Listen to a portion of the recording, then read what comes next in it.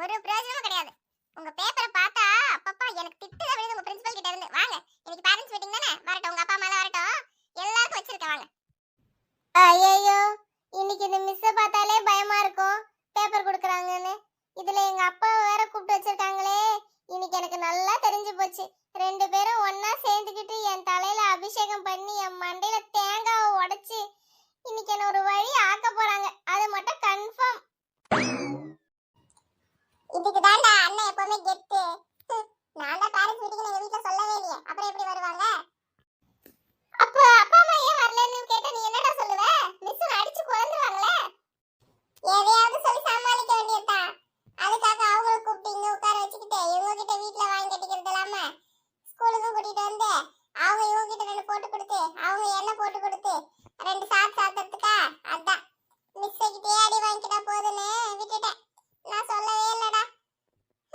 ரெண்டு இடத்துல அடி வாங்குறதுக்கு ஒரு இடத்துல அடி வாங்குறது மேல் தானே. சூப்பர் ஐடியாடா பிரதீப். நீ ஏன்டா சொல்லணும்? அதான் மிஸ் ஃபோன் பண்ணி எல்லாரும் வீட்டுக்கு சொன்னாங்களே. என்னது ஃபோன் பண்ணாங்களா? ஆமாடா பிரதீப், நம்ம கிளாஸ்ல எல்லாருக்கும் நம்ம கிளாஸ் டீச்சர் தான் ஃபோன் பண்ணி சொன்னாங்க. எங்க வீட்டுக்கு தான் எங்க அம்மாக்கு ஃபோன் பண்ணி பேரண்ட்ஸ் மீட்டிங் வந்துருங்க கண்டிப்பா வரணும்னு சொன்னாங்களே. ஐயோ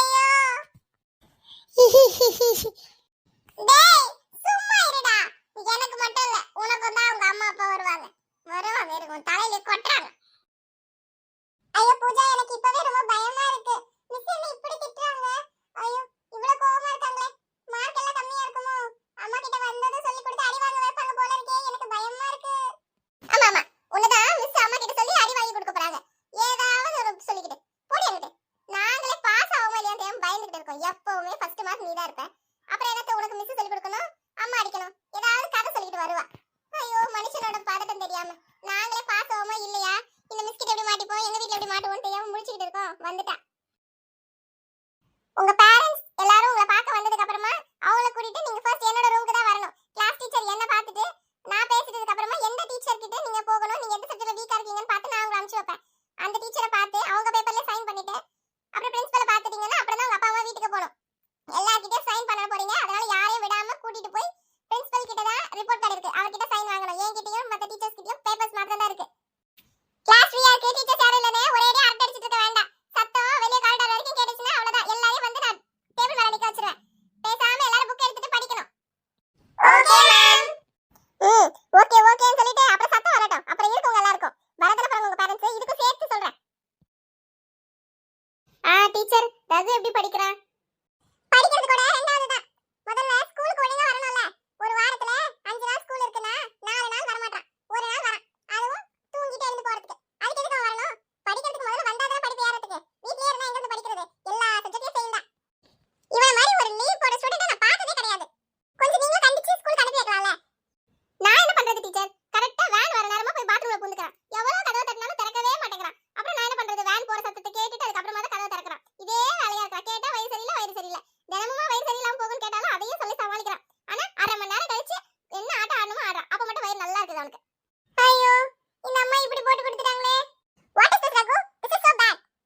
மிஸ் அது வந்து மிஸ் எந்தவும் சொல்ற பேச்சை கேக்குறது இல்ல. படிப்புலயும் ஒண்ணும் இல்ல, சொல்ற பேச்சுலயும் ஒண்ணும் கிடையாது.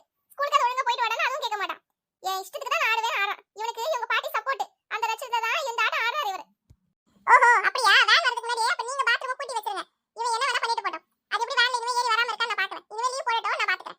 இவன் ஸ்பெஷல் கிளாஸ் எல்லாமே இருக்கு. 9th ல இருந்து 10th போகணும். போகணுமா வேண்டாமாங்கறத நீங்க முடிவு பண்ணிக்கறது. Okay miss. இங்க பாருங்க மேடம், ஒரு சப்ஜெக்ட்ல கூட அவன் பாஸ் ஆகல. அதுலயும் வார்டு பாஸ் ஃபெயில் கூட கிடையாது. 5ல இருந்து 7 தான் எடுத்து வச்சிருக்கான். என்ன சொல்றது சொல்லுங்க? அந்த மார்க் கூட சூஸ் தி கரெக்ட் ஆன்சர் ஏதோ ஒரு ஃப்ளூக்ல கரெக்ட்டா வந்துட்டு இருக்குது. இல்லன்னா அது கூட அவனுக்கு கிடையாது. என்ன பண்றது சொல்லுங்க? இவனை வச்சுக்கிட்டு நான் என்ன கேட்டா இவனை திரும்பவும் 9th ஸ்டாண்டர்ட்லயே போட்டு படிக்க வைக்கலாம், 10th அப்கிரேட் பண்ண வேண்டாம்னு தான் சொல்லுவேன். கொஞ்சம் கூட ஒண்ணுமே தெரியல. ஒரு ஏபிசிடி கூட தெரியல. என்னதான் புள்ள இவன்? ஒண்ணுமே படிக்க மாட்டேங்கிறான். ரொம்ப கஷ்டமா இருக்கான். நீங்களே சொல்லுங்க.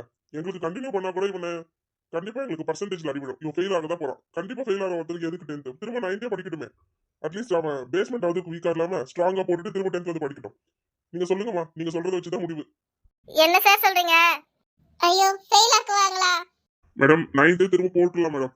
அவன் திரும்பவும் 9th ஸ்டாண்டர்டே படிக்கட்டும். அவன் 9வது படிக்கிறான். அப்படினா 9 வருஷமா படிக்கிறான். 10வதுக்கு சின்ன படிப்பு LKG UKG சின்ன பிள்ளைங்களுக்கு. அது ஒரு 2 வருஷம் கிட்டத்தட்ட எத்தனை வருஷம் ஆச்சு 11 வருஷமா படிக்கிறான் பக்கத்து ஸ்கூல் அந்த ஸ்கூல் இந்த ஸ்கூல் எதுலயும் படிக்கல உங்க ஸ்கூல்ல தான் படிக்கிறான் ஆனா உனக்கு ஏபிசிடி படிக்கிறது தெரியாதுங்கறத கண்டுபிடிக்கிறதுக்கு உங்களுக்கு 11 வருஷம் இருக்கு எல்கேஜி யூகேஜி 9வது சேர்த்து அப்பல இருந்தே நீங்க தான் பிரின்சிபல் உங்க கீழ வேலை பார்க்குற வாத்தியாருங்க தான் இவனுக்கு சொல்லி தராங்க ஆனா அவனுக்கு ஏபிசிடி கூட சொல்லி கொடுக்கல அப்ப 11 வருஷமா என்ன சொல்லி கொடுத்தீங்க அவன் என்ன கத்துக்கிட்டான்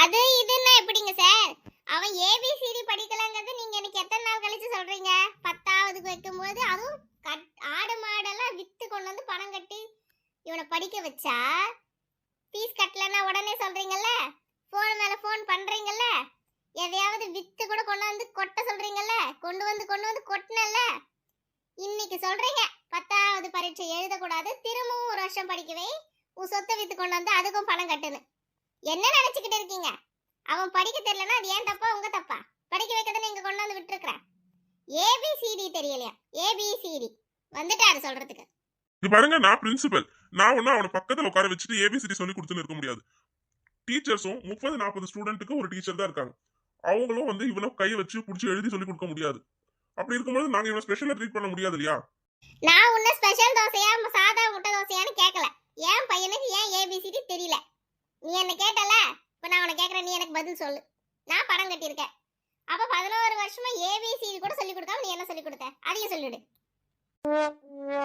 அது வந்து மேடம் எனக்கு நீ என்ன பண்ணுவியோ ஏது பண்ணுவியோ தெரியாது அவன் 10ஆவது தான் போய் படிக்கணும் ஏபிசிடி தெரியுமா இல்ல நீங்க சொல்லி கொடுப்பீங்களா இல்ல உங்க டீச்சருங்க சொல்லி கொடுப்பாங்களான்னு எனக்கு தெரியாது அவன் நல்ல மார்க் எடுக்கணும் நான் இத்தனை வருஷம் உங்களுக்கு தான் பணம் கட்டியிருக்கேன் அவன் 10ஆவது ஃபெயில் ஆனா நான் சும்மா இருக்க மாட்டேன் வந்து உட்கார்ந்து ஊரையே கூட்டிட்டு வந்துருவேன் நான் ஒருத்தி உட்கார நினைக்காத ஊரையே கூட்டிட்டு வந்து உட்கார்ந்து பஞ்சாயத்து வச்சு விட்டுருவேன் ஸ்கூல் பேரை நாரிடும் பாத்துக்கங்க ஐயோ இல்ல மேடம் நாங்க பாத்துக்கிறோம் உங்க பையனுக்கு நான் பொறுப்பு போயிட்டு வாங்க நம்ம அம்மா பிரின்சிபல் கிட்ட மாட்டல பிரின்சிபல் தான் அம்மா கிட்ட மாட்டிக்கிட்டாரு ஐயோ கடவுளே அம்மா இந்த மாதிரி ஒரு பொம்பளைய நான் பார்த்ததே இல்லடா சாமி வாங்க சார் வாங்க உங்களுக்காக தான் காத்துக்கிட்டு இருக்கேன்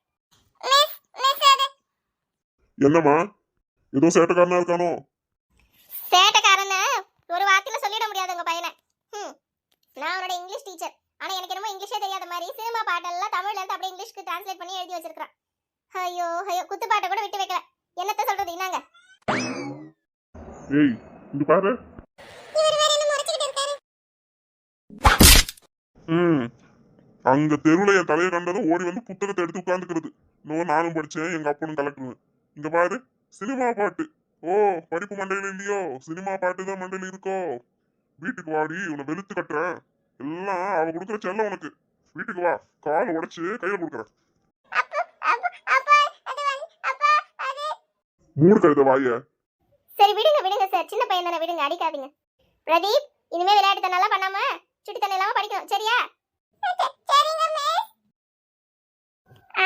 ரேஷ்மா நல்லா படிக்கிற பிள்ளைதான் இன்னும் கொஞ்சம் முயற்சி பண்ணா 10ஆவதுல இன்னும் நல்ல மார்க் எடுக்கலாம் 60-70% வாங்குற பிள்ளைதான் இன்னும் கொஞ்சம் ஹார்ட் ஒர்க் பண்ணி 1 hour எக்ஸ்ட்ரா படிச்சா இதோட நல்ல மார்க் வாங்குவா 80% கூட வாங்கிடுவா என்ன அப்படியா சரி என்ன கொஞ்சம் விளையாட்டுத்தனம் கூட படிக்கிற பொண்ணுங்கிட்டயே பேசிக்கிட்டே ஆட்ட அடிச்சுக்கிட்டே இருப்பா கொஞ்சம் அந்த டைம் எல்லாம் ஒதுக்கி படிச்சான்னா இன்னும் நல்லா வரலாம் அது ஒண்ணுதான் மத்தபடி ஒண்ணும் இல்ல நல்ல பிள்ளைதான் என்னது ஏண்டி பேச வரியா படிக்க வரியா இங்க கூத்தடிக்க வர பள்ளிக்கூடத்துக்கு படிக்க தானே வர ஐயோ அப்பா படிக்கல அம்மா படிக்கலன்னு அரும்பாடுபட்டு படிக்க வச்சா நீ என்ன வேலை பார்த்துக்கிட்டு திரியறடி குடும்ப மானத்தை வாங்கலானே பரீட்சையில ஃபெயில் ஆயி தலைய போற அம்மா நான் நல்லா தான் படிக்கிறேன் ஏய் படிப்பென்னதுக்கு உப்பு விக்க கூட உதவாது ஒழுக்கம் தான் முக்கியம் எல்லாத்துக்கும் டீச்சர் குறை சொல்ற மாதிரி நடக்காம இருந்திருக்குதா நல்ல பிள்ளை ஃபெயில் ஆயிருந்தாலும் ஒண்ணும் கேட்டிருக்க மாட்டேன் இதெல்லாம் என்ன பழக்கம் வீட்டுக்கு வா கை எடுத்து உடைச்சு அடுப்புல வைக்கிறேன் வா அட விடுங்க சின்ன பிள்ளை தானே நீங்க என்ன பண்ணுவீங்களா எனக்கு தெரியாது டீச்சர் எனக்கு அவ 90 மார்க் எடுக்கணும் எல்லாம் தெரியும் அது உங்க பொறுப்பு நீங்க அவளை என்ன வேணா பண்ணுங்க நான் உங்ககிட்ட ஒப்படைச்சிட்டேன் நான் எதுவும் கேட்டுக்க மாட்டேன் அவளுக்கு படிக்கிறதுக்கு கண்ணும் எழுதுறதுக்கு கை மட்டும் உருப்படியா இருந்தா போதும் அடிச்சு உடைச்சு கூட இவளை படிக்க வைங்க பேசுறாள் பேச்சு பண்ணுங்க கமெண்ட் பண்ணுங்க